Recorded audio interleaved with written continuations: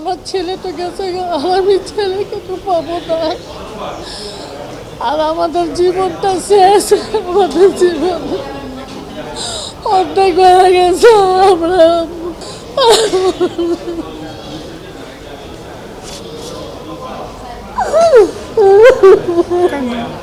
আল্লাহ আছে।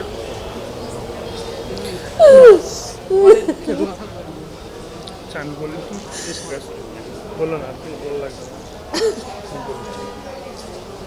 একবারে ভুয়া আইনে যে ভিকটিম পরিবার যে আইনটার মধ্যে সান্ত্বনা পাবে, যে আইনটার মধ্যে আমি সন্তুষ্ট না। আমার পরিবার নিয়ে আমি অনেক আতঙ্কে রয়েছি। পুলিশের হেফাজতেই তো মৃত্যু হয়েছে। আমি জানি না কখন কি হবে। আমার ছাড়া আমার পরিবারের কেউ নেই। আমরা অনেক ভয়ে আছি। পুলিশের বিরুদ্ধে আমরা লড়াই করে যাচ্ছি।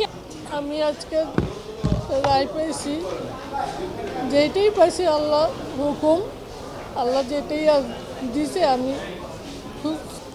আমার ছেলে তো গেছে, আমি ছেলেকে তো পাবো না। আর আমাদের জীবনটা শেষ, আমাদের জীবন অর্ধেক হয়ে গেছে। আমরা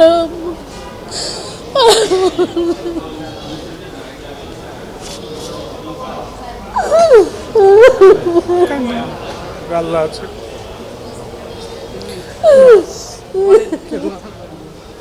চান বলি বলো না, আপনি ভালো লাগবে।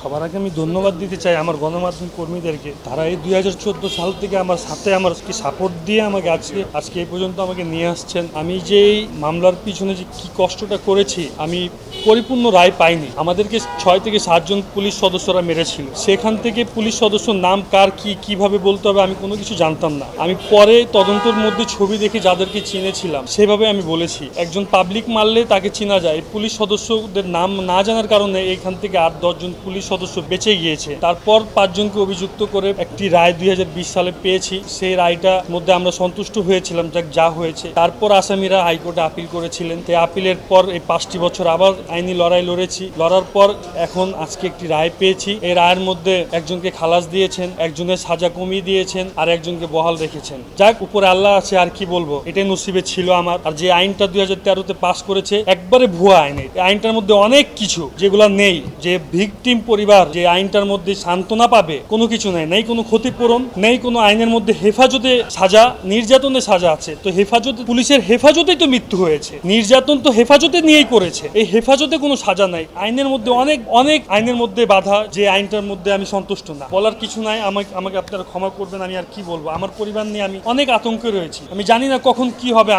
আমার ছাড়া আমার পরিবারের কেউ নেই। আপনারা তুলে ধরেছেন বিদায় আজকে এই পর্যন্ত আসতে পেরেছি। আইনি সহযোগিতা আমাকে বাংলাদেশ লিগ্যাল এন্ড ব্লাস্ট সারা আপা আমাকে সহযোগিতা করে আইনের এই পর্যন্ত সাপোর্ট দিয়ে গিয়েছেন। এলাকার মধ্যে বিভিন্ন রকমের রাজনীতি দলরা সাপোর্ট দেয়, ব্যবহার করে। কয়েকদিন আগেও আমাদের বাসায় যখন একটা গণমাধ্যমে নিউজ হয়েছে, আমিনুল ভাই এসে আমাদেরকে সান্ত্বনা দিয়েছেন যে তোমাদের পাশে আমরা আছি। তো তারপরও আসামি পক্ষ সন্ত্রাসীদেরকে লেলিয়ে দিয়েছে আমাদের পিছনে। গত 2 দিন আগেও আমার বাসায় এসে আমাকে হুমকি ধামকি দিয়েছে। সিসিটিভি ফুটেজও আছে যে নাম সরাই দিতে। মানে কি একটা দেশের মধ্যে আসি বলতে পারবো না। আমাকে যদি কেউ ভিক্ষা দিয়ে আমার পুরো পরিবারকে এই দেশ থেকে বিদায় দিয়ে দিত অন্য কোনো দেশে, আমি অনেক হ্যাপি মনে করতাম। 12টা বছর পর রায় পেলাম, কিন্তু পুরোপুরিভাবে রায় পেলাম না। অনেক আতঙ্কে ভুগছি আমরা। কতটা রাত, বহু রাত আমাদের ঘুমহীন কেটেছে আতঙ্কে। কতটা রাত আমরা কষ্টে কাটিয়েছি। বিভিন্ন মানুষ হুমকি ধামকি দিচ্ছে, কিন্তু এটা আমাদের পরিবার জানে, উপর আল্লাহ জানে আমাদের উপর কি যাচ্ছে। আমরা অনেক ভয়ে আছি। পুলিশের বিরুদ্ধে আমরা